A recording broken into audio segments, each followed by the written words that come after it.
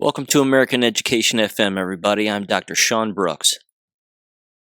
In this episode, I have a return guest, Dr. Robin McCutcheon, who teaches economics at Marshall University. She has a website, which is lyncsync.com, lync-sync.com, and on March 19th, she will be having a half-a-day virtual conference, which she encourages anybody to listen into and log into. And all the information there is on her website, which again is lyncsync.com. So go ahead and check that out. But we have a conversation here regarding a number of different issues, both political and K-12 education and higher education. And she also shares her thoughts on how what has happened over this last year is probably a blessing in disguise. So go ahead and give this a listen, share it if you're interested, and enjoy the conversation. Right off the bat here I guess just given the fact that here we are, of course, a month into 2021, what does Marshall University look like right now from a visual standpoint? I have no idea. I haven't been to campus since almost a year ago, March. And I would imagine, based on the fact that very, very few classes are face-to-face, it probably looks like a deserted island. You know, I think I don't know how many students are actually living on campus, residents. Most of my students, because I'm teaching virtual classes, I think most of my students are actually not on campus. They're probably at home. Yeah. And so I'm thinking that it looks a lot like an abandoned ghost town. Yeah, Miami University looks exactly the same. It's totally empty. Everybody's masked up. People are walking around, walking their dogs outside by themselves, wearing masks. Nobody's on campus.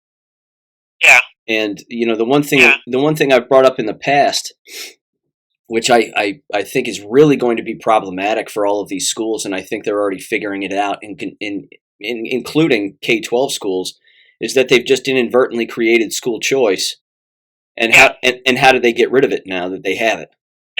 They're not. And this is one of the silver linings that I've been kind of blasting since maybe April last year, when I suddenly went, oh my gosh, all these people are teaching their students at home.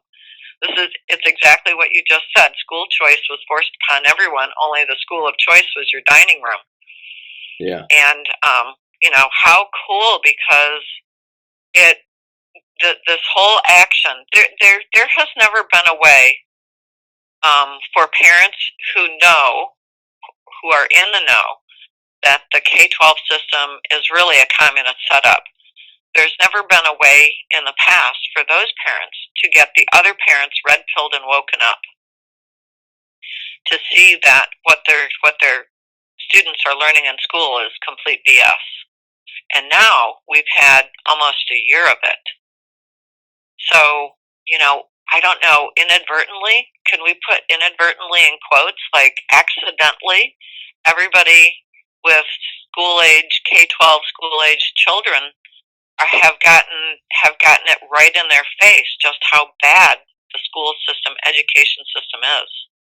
Yeah. So, how many parents are going to be inspired to send their students back to school? I don't know. I'm thinking that students that are old enough to stay home and teach themselves when their one or both parents go back to work, if ever, I'm thinking a lot of those students are going to stay home and go, nah, I don't need to go back. I'll just do my own studying. Even my own daughter is. This whole thing was. This was a blessing, because her son, my grandson, she was having him do pre-K at like 3.5, and it was really tough for him. I don't think he was old enough, right? There's a massive amount of maturity that happens between the ages of 3 and 4, 4 and 5, 5 and 6, and at 6 you're twice as old as you were at 3. And because everybody got shuffled off to home last March, um, my daughter and her husband were doing a lot of at-home teaching, um, virtual, an hour a day or an hour every other day virtual learning with the pre-K school, but it forced them to take time with their child. And she's now questioning. She was going to send him off to kindergarten at the age of 5, this coming up fall, and now she's thinking, I don't know. I don't think so. Yeah. I'm not liking this. So I think that, this is there are silver linings to this whole situation that once you get done being mad and upset and angry, and you take a couple of steps back, it's really easy, or it's easier to see all of the good things that came out of this. And I think that more and more people are waking up to the fact that that they've been asleep in the matrix for a while. Yeah. So if I can grab some movie magic, and and it happens over and over. Like, for instance, you may have woken up, but then something sets you off, and you find yourself waking up again. Like Inauguration Day, I kept watching it on the TV, and there were sunny skies, but I was looking at the Washington webcam, and it was overcast. And I'm like, what the hell? Yeah. Do they think we're stupid? Well, obviously, they think we're stupid. Yeah. Obviously. So, I think that the entire education system is going to change. And now there's a teacher group. I don't remember where it's at, but they're not wanting to go back to school. They want to get paid anyway. They want to keep doing, virtual classes, and parents are getting upset, and students are getting upset. I don't know a student alive that wouldn't want to sleep in. Yeah, I think they're working the media, of course, is working very, very hard to keep the matrix alive, and they're working very hard to continue to perpetuate horrific examples of propaganda that are, at face value, they make absolutely no sense. Just like what you said with students wanting to wake up early, take a shower, get dressed, and go to a brick and mortar school.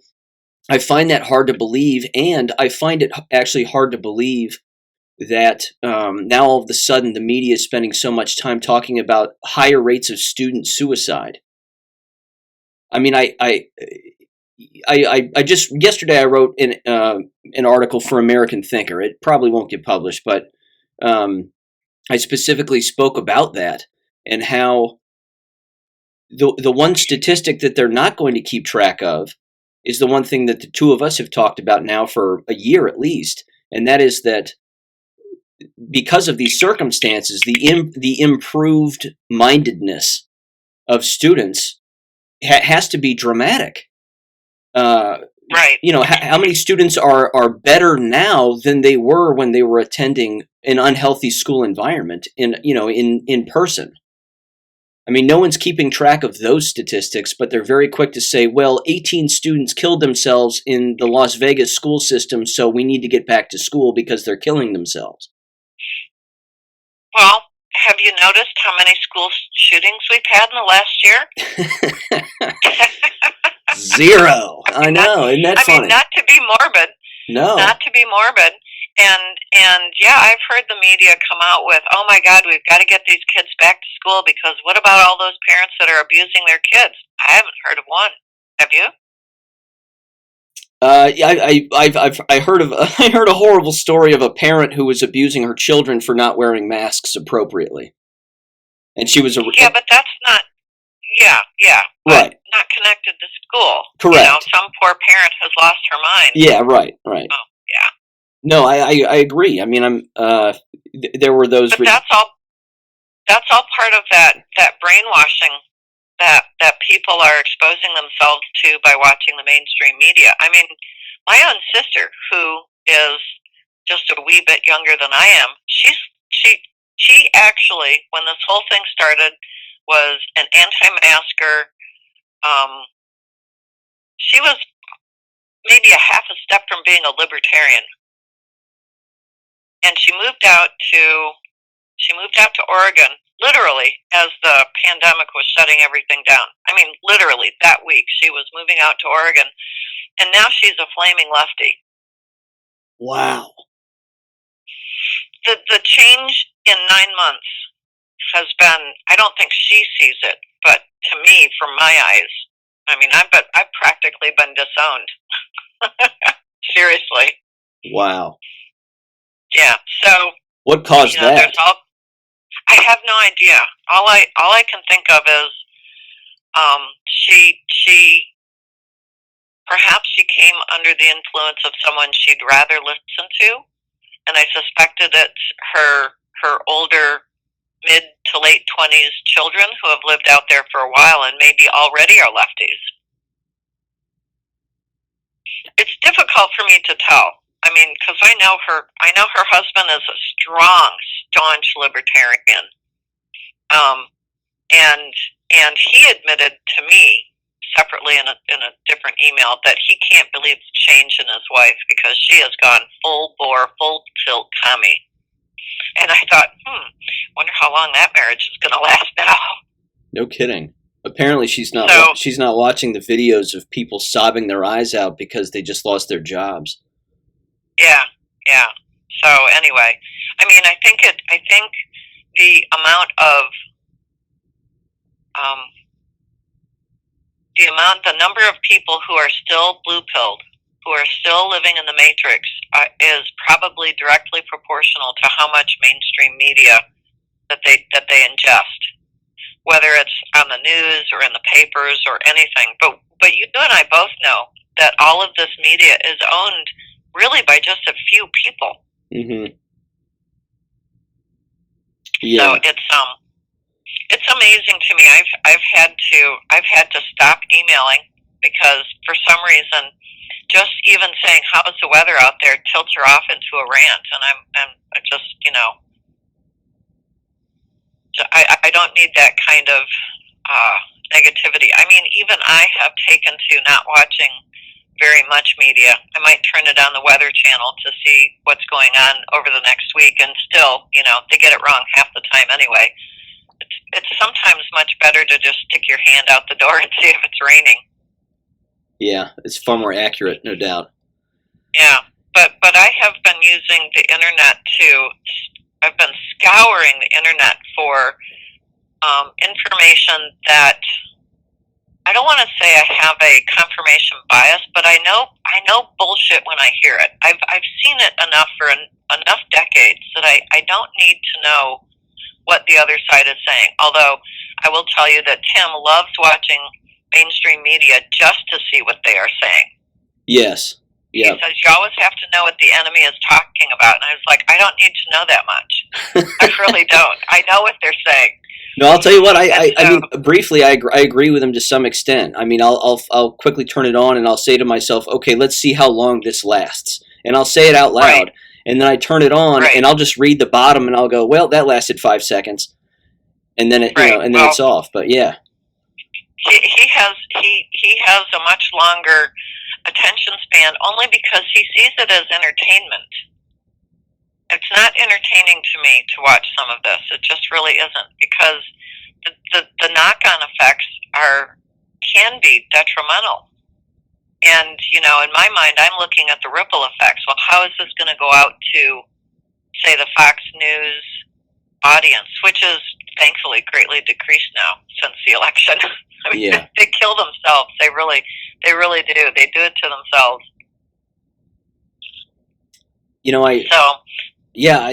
I completely agree. I think that, well, I mean, to sort of stick with the Matrix example just very quickly, even in that movie, they specifically described that there will be people that have to defend the Matrix. I mean, they've lived in it their entire lives, and they don't want to disrupt their patterns of behavior. And so they'll actually fight for something that isn't real. That's right. That's right. Just to maintain this, their normal wavelength of thinking.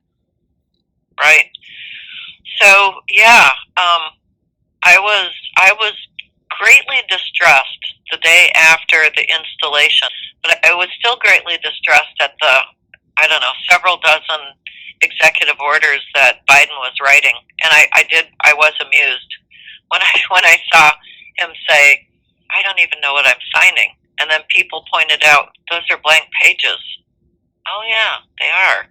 Because whenever Trump would sign an executive order, he'd sign it in this great big Sharpie so you could see his signature, and then he'd turn it around so you could see that there was writing on the page, official White House letterhead and everything. Yeah. And I started getting distressed, and then finally, I got some clarity. I took a couple of steps back, took a deep breath, and went, okay, what if the whole plan was to get people to see how awful this whole situation would be should a Biden administration stay in power? So I heard somebody say earlier that Trump red-pilled, most of his base, and now the Democrats are red-pilling the rest of the United States by their actions. Yep. I mean, Biden wrote an executive order yesterday, or maybe the day before, outlawing anybody to say China virus. I saw that. And I thought, gosh, if that just doesn't wake people up, I don't know what will. But maybe more is needed. Maybe more pain needs to come. The Attorney General in West Virginia had a hairball cat fit the other day when Biden nixed the XL Keystone Pipeline because that's going to kill jobs in West Virginia. And he was saying, I don't understand it. And I'm thinking, I do. I could explain it to you really easy. It'd be along the lines of what Melissa Carone was saying up in Michigan. Democrats just like to ruin your life. Yeah, and it is that simple. Yeah. I had a phone call with someone from the Koch Foundation yesterday. They want to put a letter in front of Joe Manchin that says basically if you raise the minimum wage to $15 an hour, you're really going to kill jobs in West Virginia. Well, we know that, right? That's common sense. And I said to him, I said, yeah, okay, yeah, you can do that. I don't think it's going to work. And he said, why not? Joe Manchin has become a really powerful man in Washington. I said, yeah, that's because he's a swing vote. He's the swing vote on Washington, D.C. Survivor Island. And right. And the only reason he's still there is because he wants power and control. He doesn't, honestly, he doesn't, I can guarantee you, he doesn't give up two rat's tails about his constituents in West Virginia because he always goes along with the Democrats. Oh yeah, he'll waver in the wind and he'll put out a good press conference and he turns around and he votes against his constituents. So, and I told the guy, I said, that's fine. I don't mind helping out with a little white paper to put in front of Joe's eyes, but I can guarantee you it's not going to make a difference.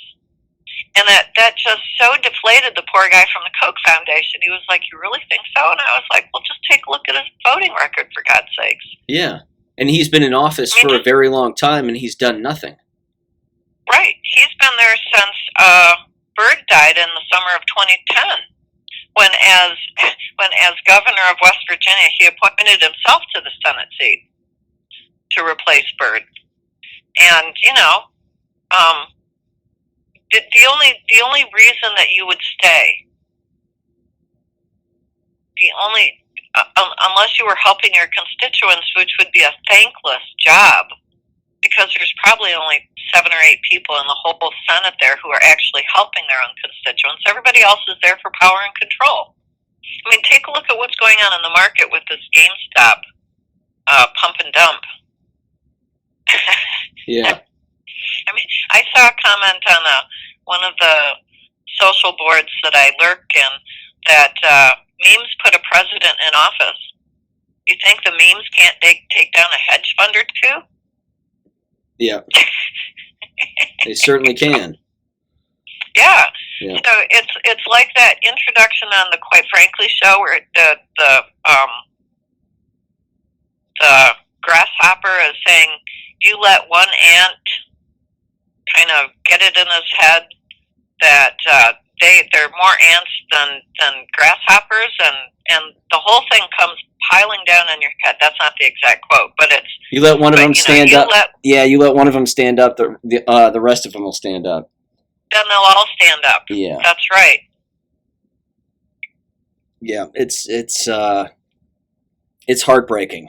In particular, there was recently again. It was on Gateway Pundit, I believe, a video of a guy who lost his job, and he's sitting in his car. He's got the hard hat on. He cracks open a 16-ounce beer, starts drinking it. He goes, "I just lost my job today, along with all my friends."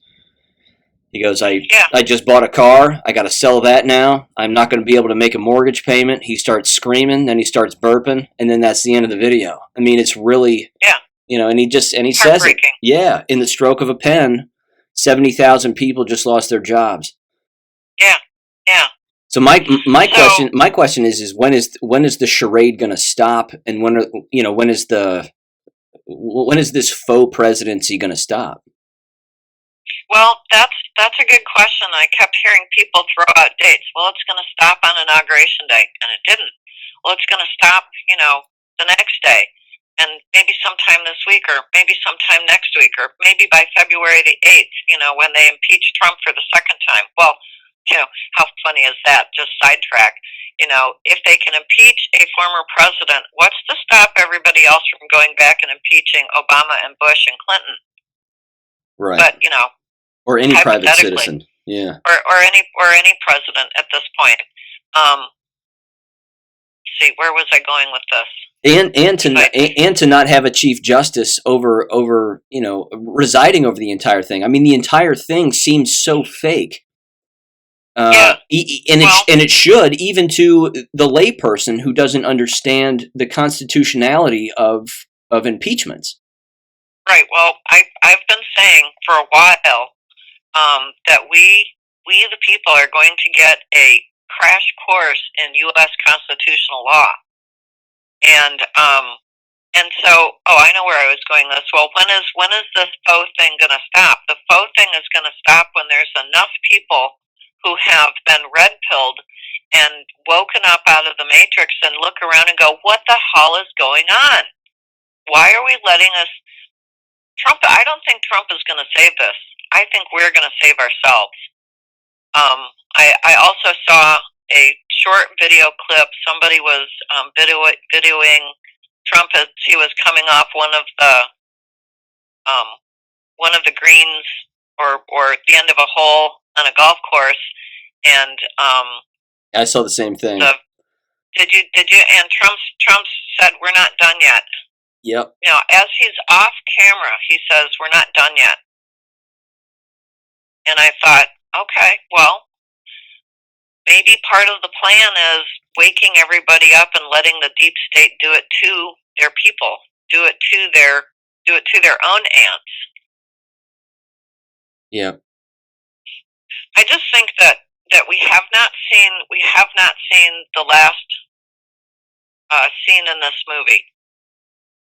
And in the middle of the night last night, I'm one of those. I'm a date person, right? Because I live by Franklin Planner, so I'm waiting for a date, and I literally jolted out of sleep in the middle of the night last night, and I thought, it's not about a date. It's about the energy in the country. It's about the gathering of. It's almost like watching a wave on a lake. A wave you don't see until the last little bit.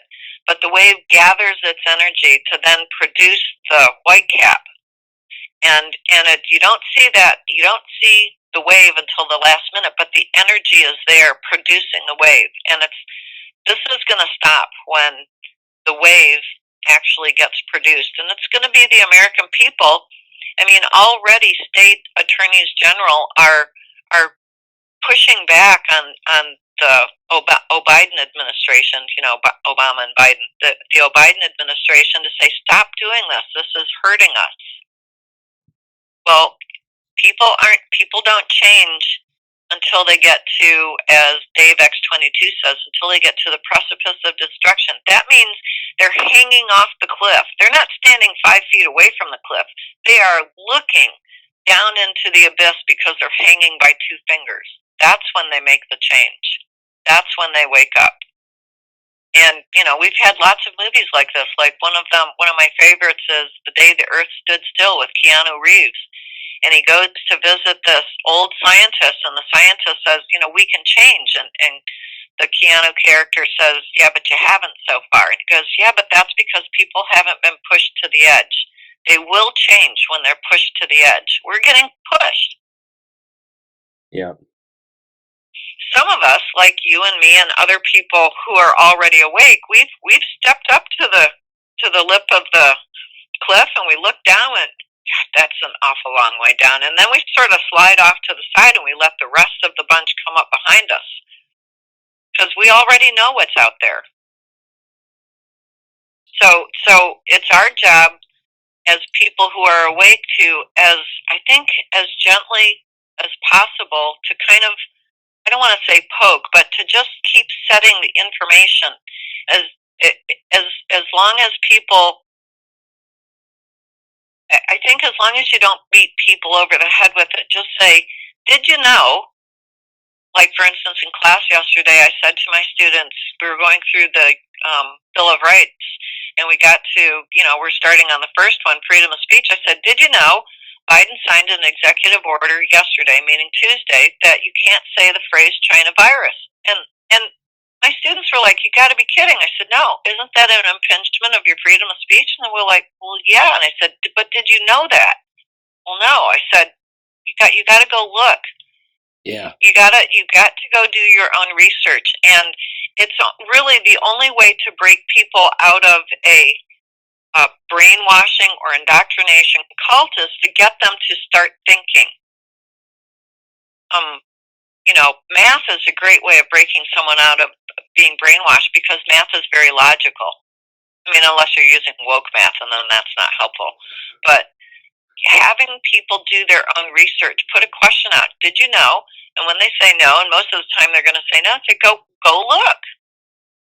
Yep. I put out in class the other day, in my advanced class, I said, go check out Nesara, Nesara, and Gusara, Gesara, and tell me what you think. Well, I had one student come back and say, well, I found Nesara, but I didn't find anything on Gusara. And I said, which internet browser were you using? And he came back and he said, Chrome. And I said, which is? He went, oh, it's Google. I said, yeah. Yeah. Maybe try something like, I don't know, DuckDuckGo or Firefox or something not controlled by, the big six. Yeah. I'm gonna throw this out there, whether you know about this one or not, but give StartPage a try. StartPage? It's called StartPage. StartPage is a good web browser. It's a search engine, and much like DuckDuck. Yes, StartPage. StartPage. It's It's purple, and at the top, though, much like DuckDuckGo, there's a regional option where you can pick. So you can pick regional, worldwide, whatever, and then there's a filter option also. So it'll say moderate or turn it off, and I always turn it off. And you can start searching for something, but I mean, even that one, over the course of time here, I don't want to say that it's been taken over, but there was a time when that was first around and you could find, anything you wanted.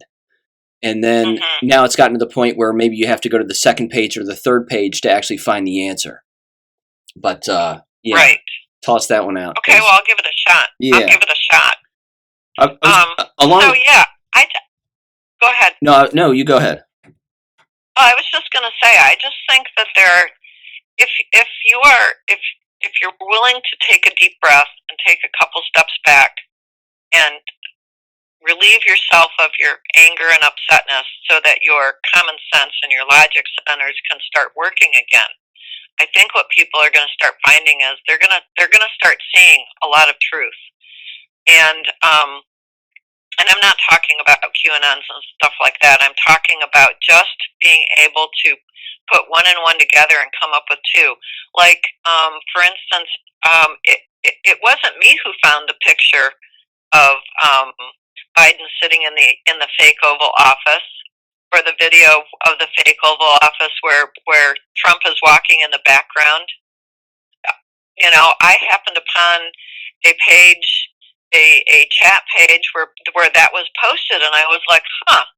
Well, isn't that interesting? So I started doing my own research. Well, what does the Oval Office look like? Well, if you're looking at Trump sitting in the Oval Office in the daytime, there's trees right behind his window outside. But in the Oval Office where Biden was sitting, there weren't any trees. It was a parking lot. There was one tree, but there was a parking lot. I'm like, that can't possibly be the same Oval Office. Now, here's an interesting piece. We were told that the military did not send any plane for Biden to get on. He had to hire his own private plane. We assume he got off the plane somewhere in D.C. at Dulles or Reagan National. But what if he got off the plane in Hollywood, where the Castle Rock Entertainment Studios are, which has the Oval Office movie set? Yeah. We assumed he got off in D.C., but what if he didn't?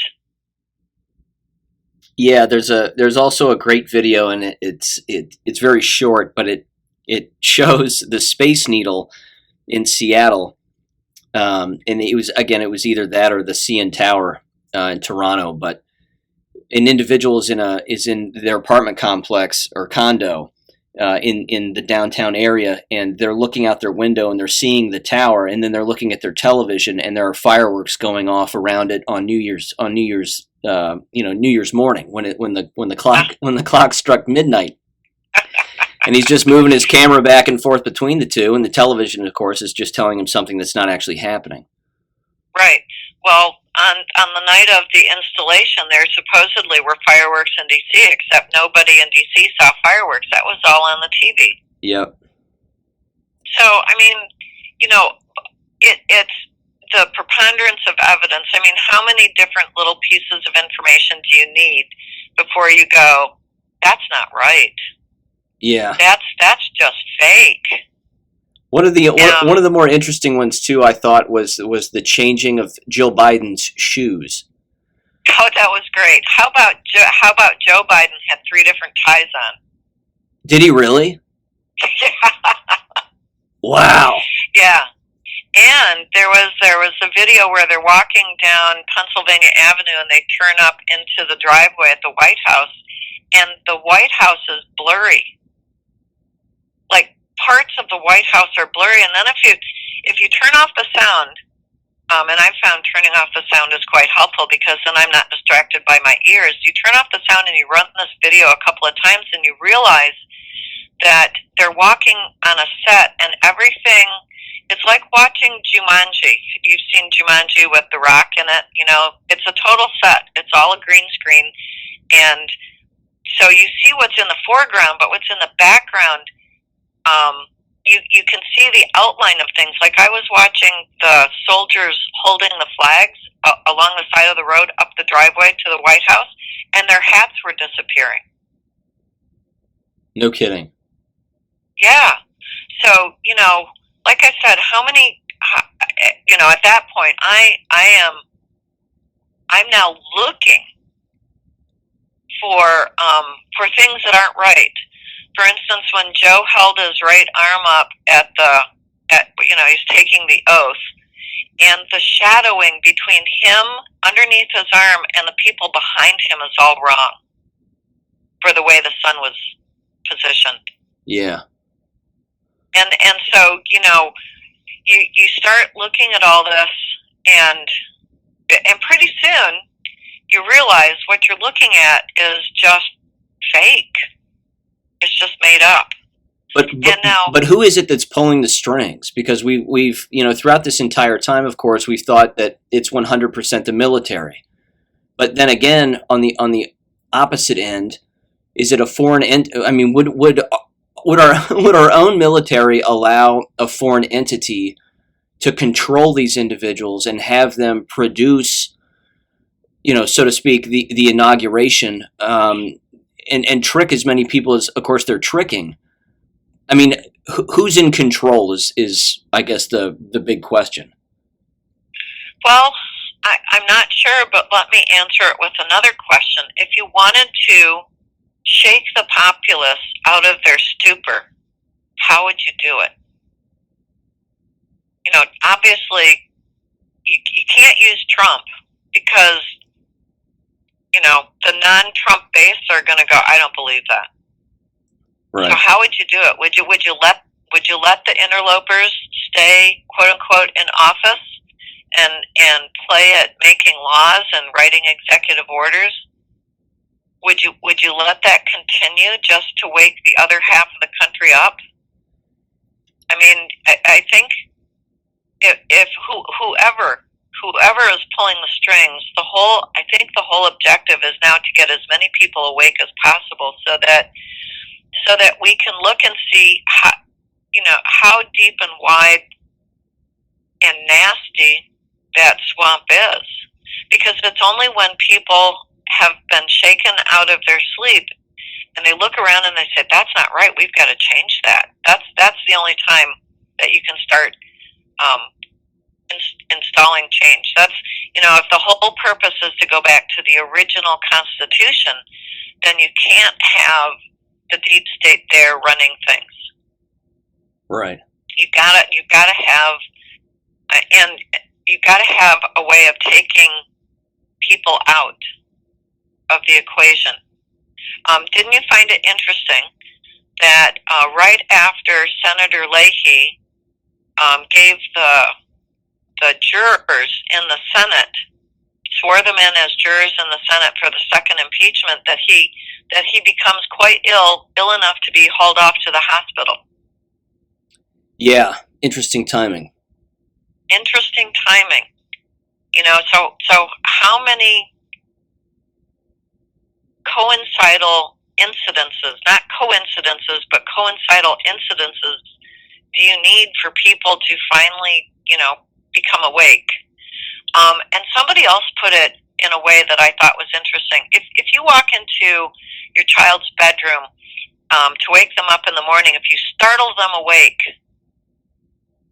it's a traumatic experience. They don't know where they're at. They don't know who they are. I mean, on the other hand, if you gently wake them up, then they come into consciousness in a much easier fashion. So maybe some of this that we're seeing going on is a gentle waking up.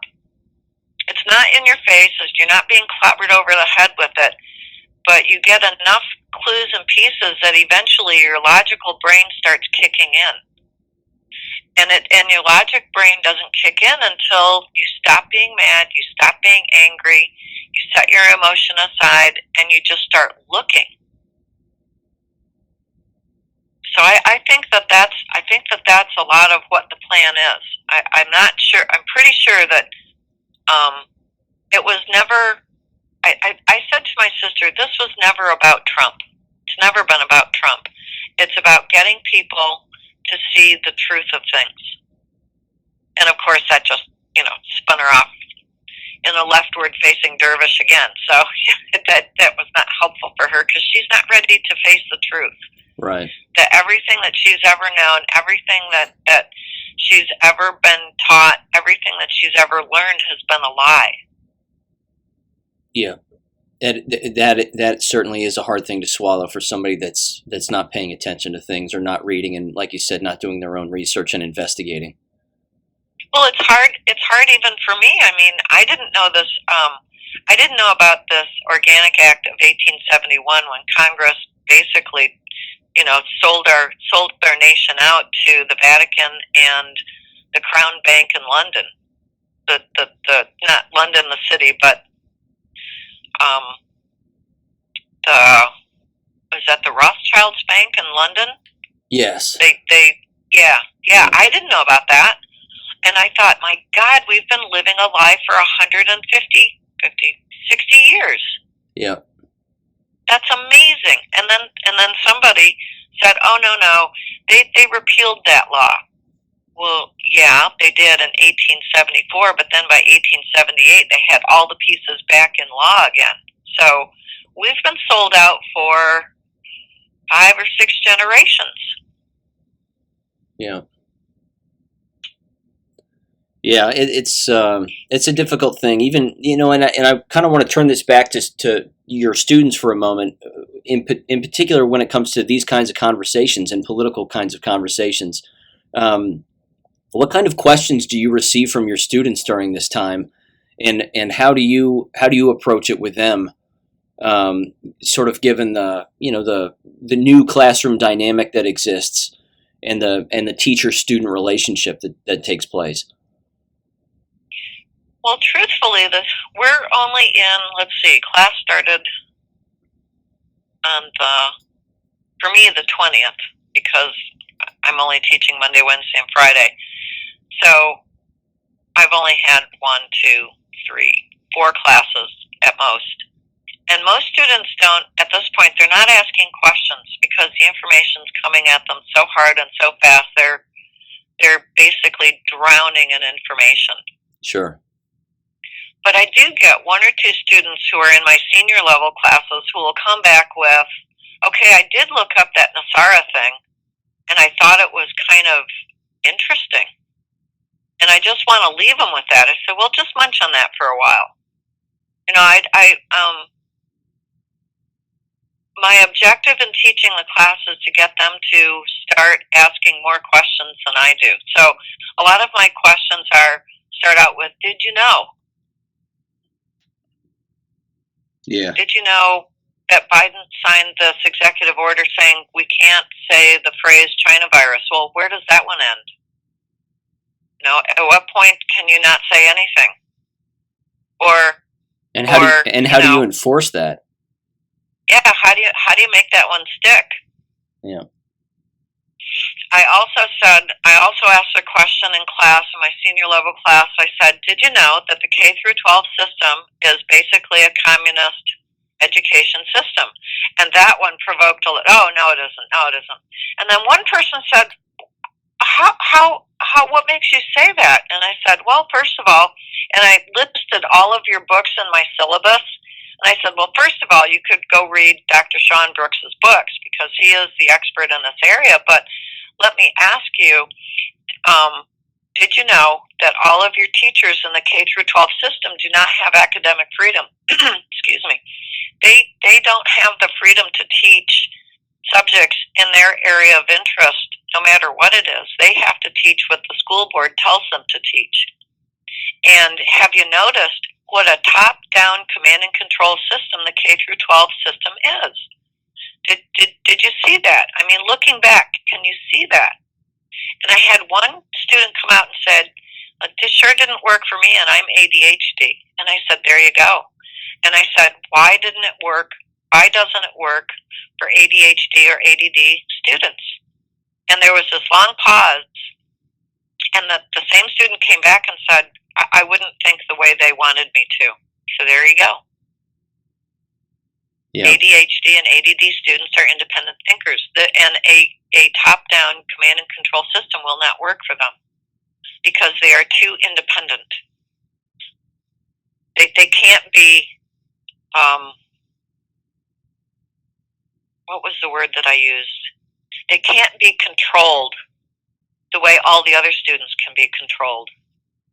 They're not part of the herd. They're the ones leading the herd. Or they're the ones wandering off, to the side doing their own thing. Yeah. And I don't know if you've noticed, but since the early 2000s, we have had more and more and more students diagnosed with ADHD and ADD. Well, if you wanted to kill a communist K-12 education system, if you were God, what would you do? I'd produce more ADHD, ADD kids. I'd have them born into the population, and that would destroy it from within. Yeah. And I can't tell you how many K through 12 teachers that I watched while my children were going through the K-12 system. They would get to a point and they said, I can't take it anymore. I have too many ADD, ADHD students. I can't deal with them. I know. And they would quit or they would retire. And when I got to the university system, so, here I am now another 20 years on, I'm seeing it in the old professors. The old professors say, I can't take this. I can't deal with these kids. They just ask too many damn questions. I can't answer them all. I don't have answers for them. And they're not controllable. I can't keep them going in one direction. And so my attitude has been, well, why try? Right. So my response to ADD, ADHD kids is I just design a syllabus where they do their own thing, in their own time, in their own way, in their own manner. You know, I know where the end point is. I know where I need everybody to kind of sort of be at the end point, but I don't care what path you take to get there.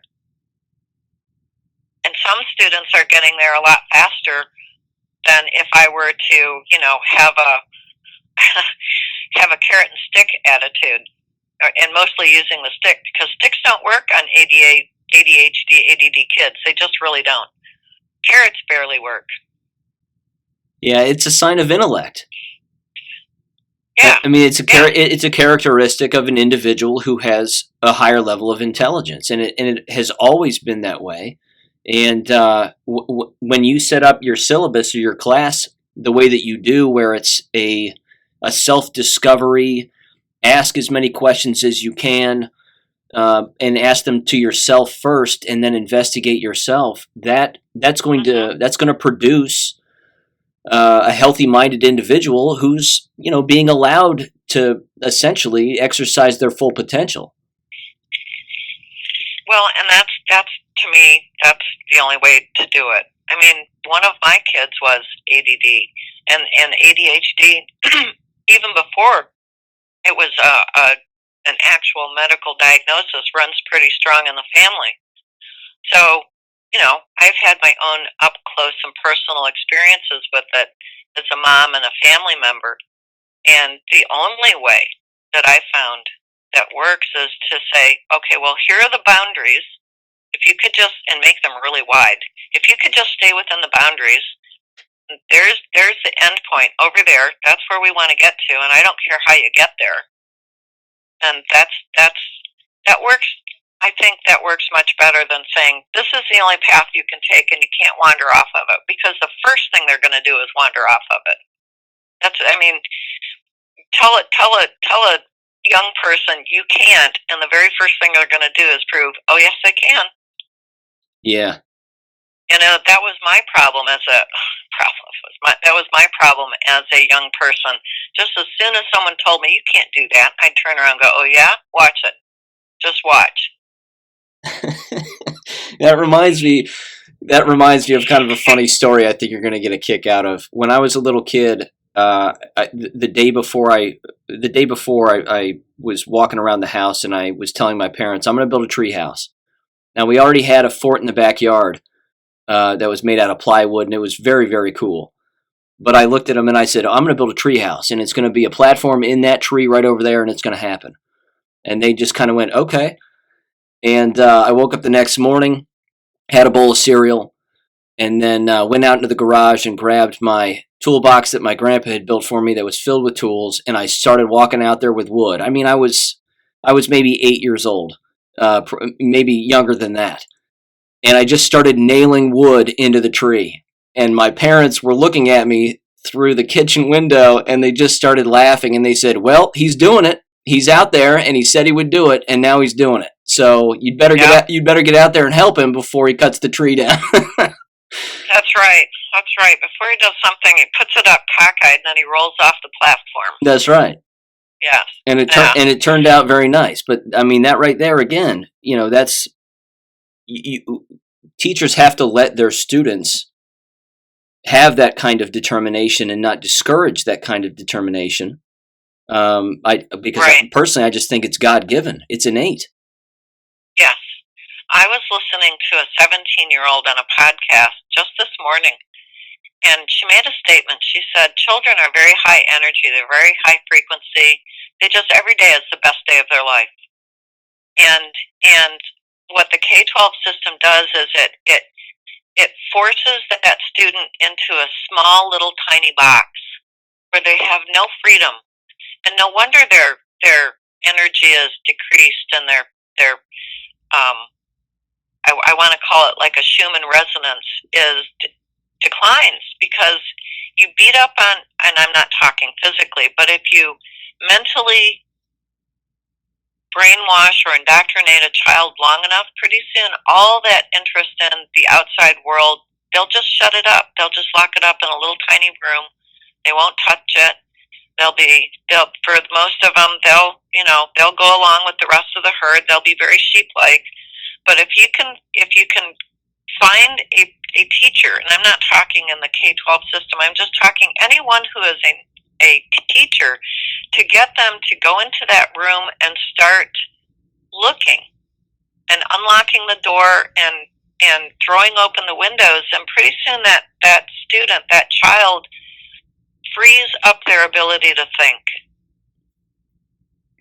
A communist system does not want free thinkers, and in fact, you're headed towards a communist system when free thought is discouraged. And then they have to, they discourage it, and then they try to use intimidation, and pretty soon they're using force. And we've seen this throughout the last 150 years. We've watched this happen in other countries, even within our own lifetimes. And so I think that one of the things that, and I don't want to sound like I'm a Bible thumper or anything, but I think that one of the things that God has done is He's thrown into our populations these kinds of independent people, starting with ADD, ADHD, and since more and more of them are being born in the population, that tells me that this kind of a system is not going to last. And then you bring on this pandemic, and you send all the kids home to learn at their own rate or their own pace.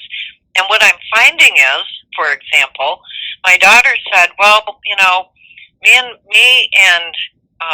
she and her husband wanted the kid to do like mathematics and engineering and stuff, but turns out, no, that's not what he likes. No, he likes art and building things. And I'm thinking, see, already he's showing his parents exactly what he wants to do. Now, they're wise enough to say, this is really cool, and keep doing it, rather than squash it out and say, no, you've got to do this other stuff. But I'm just, because I don't have my own children at home learning the things that the school says that they should learn, I know that the students that are coming to me, into my classes, more and more of them are admitting, I was homeschooled. I chose your class because I heard you're a free thinker. I chose your class because you have a way of teaching that will work with me. And so it used to be just one or two students were homeschooled. Now, of course, it's a whole bunch of them because they've been homeschooled. Yep. And I think that this will continue. And I just think this is one of the marvelous silver linings that have come out of this pandemic that we had. This is great.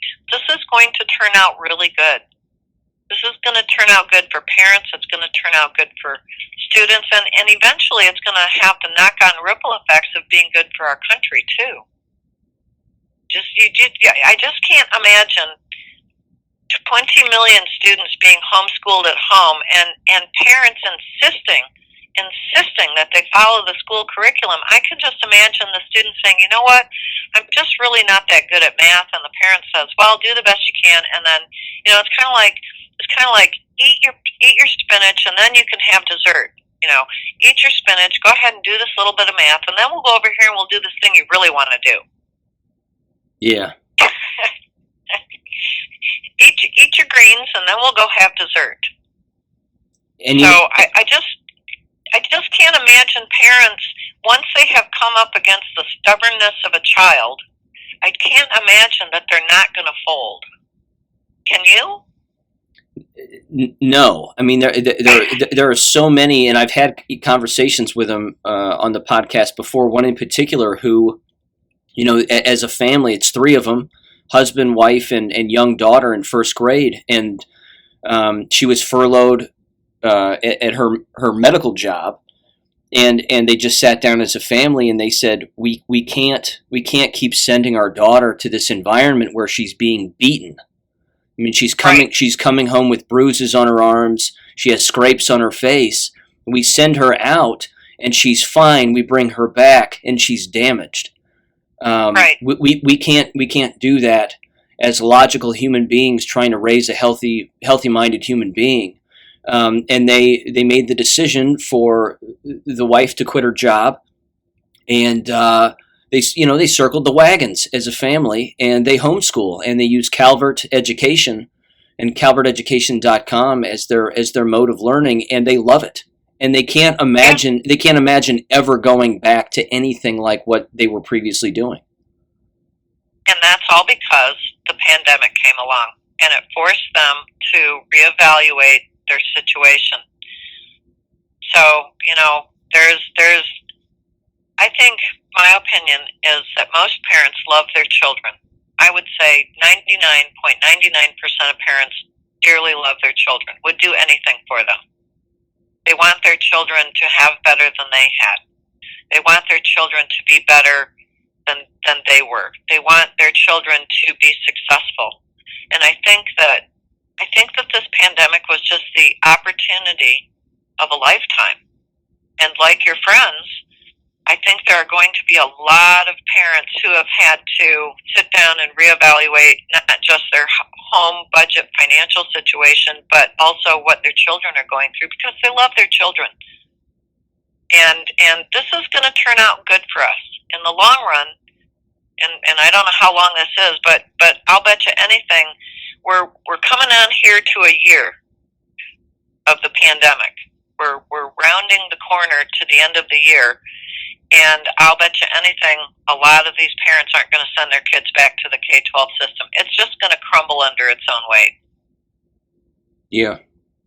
I find it. I agree with you, and I find it funny that even many of these schools who are fully open, the K-12 schools in particular, that they've apparently abandoned their own vernacular when it comes to differentiated instruction, or they throw around the word diversity all of the time. If they were really interested in that, why not have a blend of both?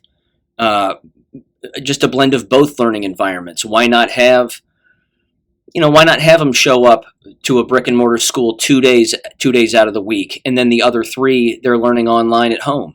Why does it have to be 5 days in a brick and mortar environment, and that's the only way it can be? Because like we've just discussed, and like what has been revealed, it doesn't have to be that way. And they've just proven that it doesn't have to be that way. Right. Well, there's for the parents who have sent their students back to a brick and mortar school, what kind of changes are they going to see in their kids? To the point where they sit down and say, "Why am I paying all these taxes for this crap? Yeah, this is ridiculous." So I think personally, just kind of taking 5 steps back away from the edge and looking at the movement of the herd, I'm thinking that as events proceed day by day, more and more people are going to wake up. And it won't be Trump's base, because I think most of Trump's base is already awake. It's going to be everybody else. And it's not going to be Trump waking them up. It's going to be the left waking them up. So I think we are in for an evolution. I don't want to say revolution, because that connotates violence. I think we are in for a great awakening amongst not just people in the United States, but around the world. And I think we wouldn't be in this position without the pandemic. I think that everything that the left has tried to throw against Trump, I think has boomeranged back on them. And I'm a little bit interested to see what this whole impeachment thing rolls out, because just before he left, literally the night before he left, Trump declassified everything. And smart people are going to use that in the impeachment trial to wake up even more people. Yeah, I agree. And So I can't wait to yeah. see who his lawyers are going to be. I mean, I'm wondering whether or not this thing is even going to take place. Well, one wonders. Yeah, One will not know until we get there. true. And so I think that this young person I was listening to this morning said she had an epiphany. She said everything that we're watching is a movie, and I've heard that from other people. But she said I just suddenly realized that the character playing Biden and the character playing Kamala and all these other characters in the White House, they're just playing a role, whether they want to or not. They're being forced to expose who they really are because they can't help themselves. Yeah. Yeah. They just can't help themselves. Yeah, it's and embarrassing. It really is. The more executive orders that Biden writes, they're getting more and more and more outrageous. And at some point, some executive order somewhere is going to touch someone personally, and they're going to go, "This is ridiculous." Yeah. So I think it's a good thing. I keep, people you can get wound up, and you can get enveloped in all of what's going on, and you won't be able to see you won't be able to see the forest for the trees until you set aside your upsetness, your anger, your fear, and take a couple steps back and take a deep breath and say, okay, there is good here. Where is it? Let me see it. There is good here. And this is and then in the same breath that I'm going to say that, I'm going to say, okay, what if the worst happens? We really are stuck with a Biden administration. Trump doesn't save us. Q is a great big fake. Trust the plan was just a phrase to keep everybody sitting in their couch. What if? And I said, yeah, what if? So what? We lived through the Obama administration. Now, it wasn't pleasant, but we're still breathing. There's nothing that says I can't go out in my backyard and enjoy my trees and my garden. You take each day and find the happy parts in it. And the more you look for the happy parts, the more happy parts you'll find, until pretty soon your whole day is filled with happiness. And it doesn't matter what these bozos are doing in Washington. It really doesn't. And the more happiness that you have in your life, isn't that the whole point? Aren't we supposed to be happy? Isn't that what life is all about? Being happy and joyful and loving yourself and loving your family and loving your community. Isn't that why we're here? I think so. So, yeah, maybe some of this is uncomfortable, so stop looking at it for a minute. Stop poking at that wound. Start looking around. Find the little pieces that make you happy. And just keep looking, because you'll find them. I mean, that's inherently human. We ask a question, we find the answer. So go out and start looking. Start asking the questions. Be happy. Thank you for listening to American Education FM. Don't forget to check out AmericanEducationFM.com, where you can make a small donation or even email us and be a guest on the podcast. Until next time, never stop learning, never stop reading, and never stop unlearning. Thanks for listening, and God bless.